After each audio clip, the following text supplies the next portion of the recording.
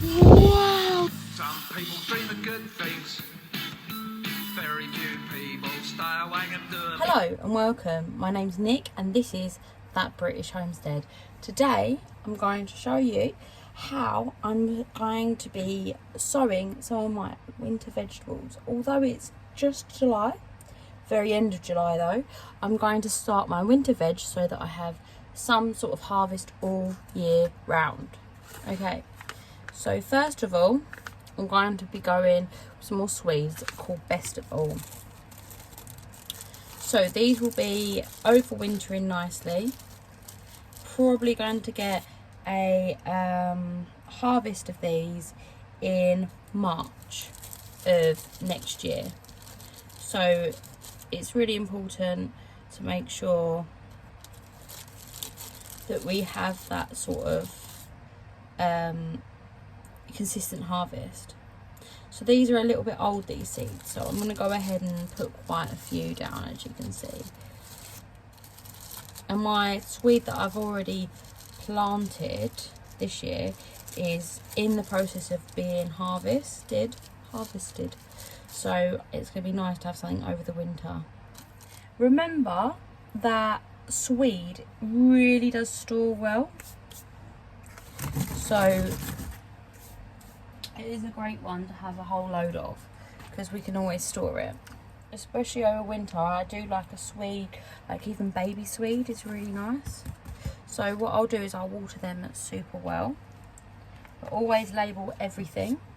And with your cold weather crops, a frost does them the world of good. So unlike your warm weathers that frost kills them, cold weather, it just makes them so much more sweet. This is a beetroot called Cylindria, which I cannot say, but it grows really well here.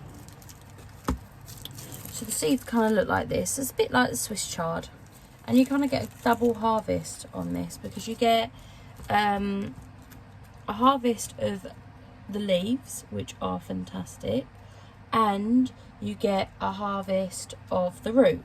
Obviously you need to not take too much of the leaves or you don't get much of a root.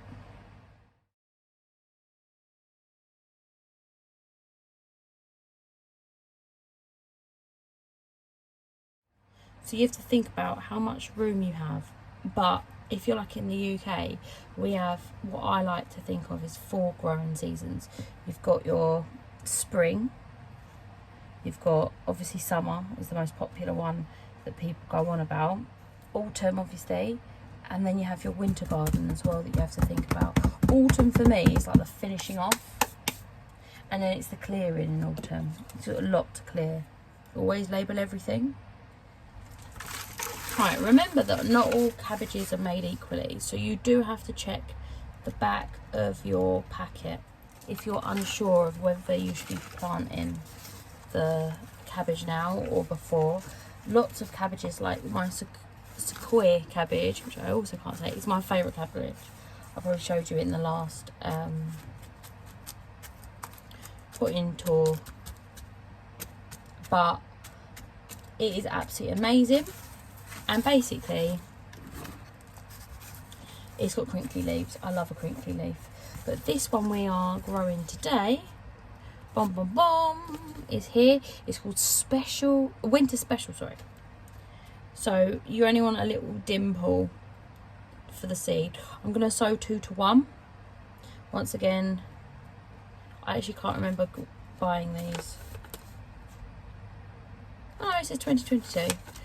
But remember that you can don't throw the seeds away ever, just sow more than you would do normally. Never throw anything away. So, and label that, always label everything. Oh, and I want to do it up until here. That's how I label, okay? Now I have all of this and those 2 left to do. Okay, so what I would like to do, is I have more, I would like to sow all my kohlrabi. Now, those of you that know your brassicas will know that kohlrabi is much nicer if you sow it in the spring. However, you will get, and you do get, a nice harvest of smaller roots about this time of year, or if you sow it this time of year. They're still good, but just as a thing, because people say, oh, but it's so much better. Yeah, but it's also really nice to have kohlrabi going into winter, because I like to put it into like coleslaws and things like that. And for us around here, the butterfly situation is awful in the summer, sorry, and it's non-existent in the winter. So I do all my cold sort of brassicas when I don't have the pest pressure. So remember, they're only small seeds. You don't need to put them very far into the soil, and if you put them in too far, they'll rot. They won't grow. I had a great kohlrabi season last year. Very tasty. They taste a bit like the stem of a broccoli.